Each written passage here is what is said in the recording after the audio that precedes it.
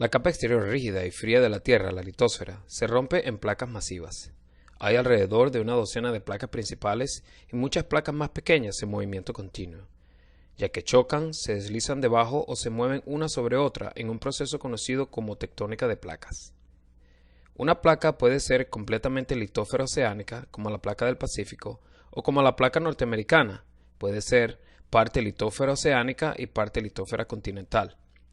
Volveremos a los tipos de litósfera en un minuto, pero primero, miremos dentro de la Tierra para aclarar las capas. El manto es una capa rocosa alta en silicato de magnesio, con un espesor de 2.900 kilómetros, ubicada entre la corteza y el núcleo. La parte superior, el manto litosférico, es más frío y rígido que el manto más profundo. Se encuentra sobre una capa más caliente y dúctil de composición similar llamada astenosfera. Como una analogía de cómo una roca puede ser quebradiza o dúctil, considérese una barra de caramelo, como el Big Hunk. Cuando se aplica fuerza, son frágiles cuando están fríos y dúctiles cuando están calientes.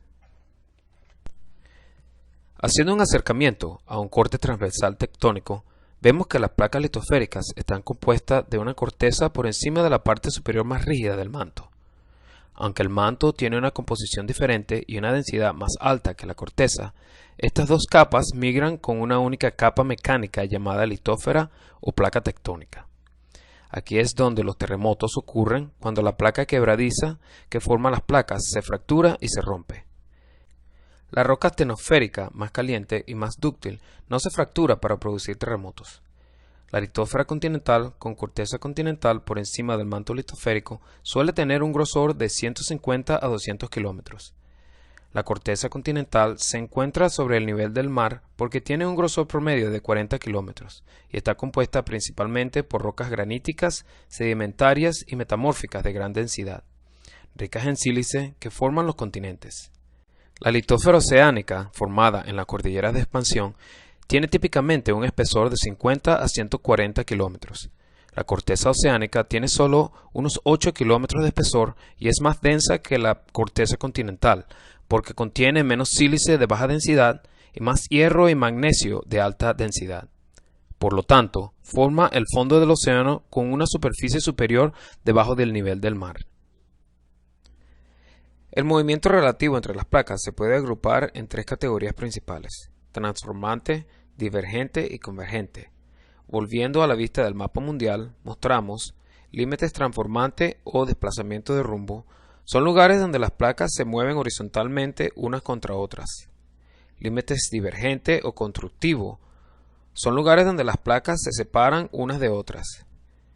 Y los lugares donde las placas se presionan entre sí se llaman límites convergentes o destructivos.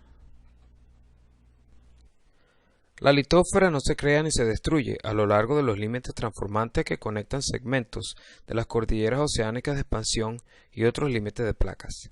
Los límites transformantes también pueden atravesar continentes, como lo hace la zona de San Andrés en California, donde se conecta la elevación del Pacífico Oriental con la zona de subducción de Cascadia. Los terremotos poco profundos en los largos límites transformantes que cortan la corteza continental pueden alcanzar la magnitud 8.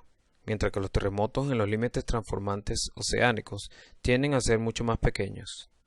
En los límites divergentes, la corteza oceánica se forma en las cordilleras de expansión, donde las placas se separan unas de otras.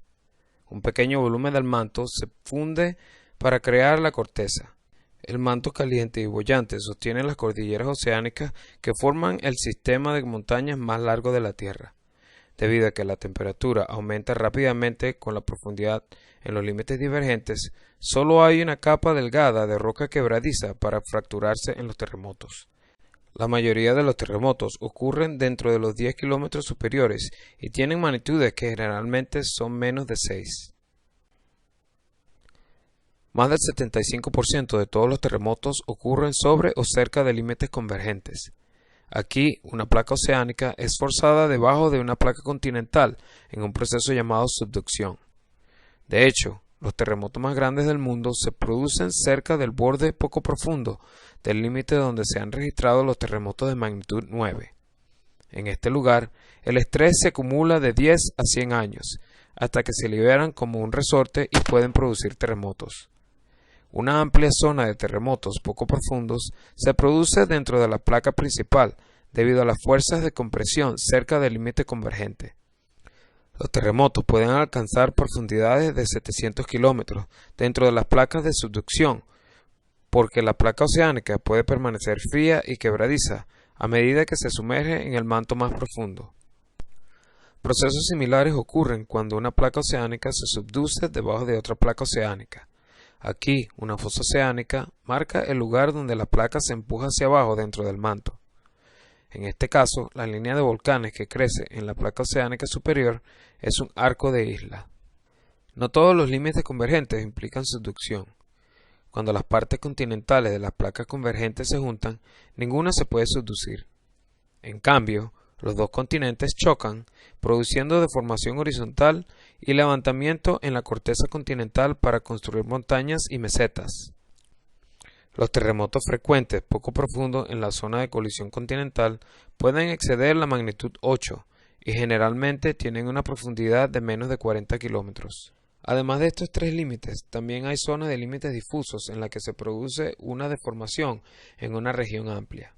Aunque son menos comunes que los terremotos a lo largo de los límites de placa, sí ocurren terremotos en la parte interior de las placas, llamados terremotos intraplaca.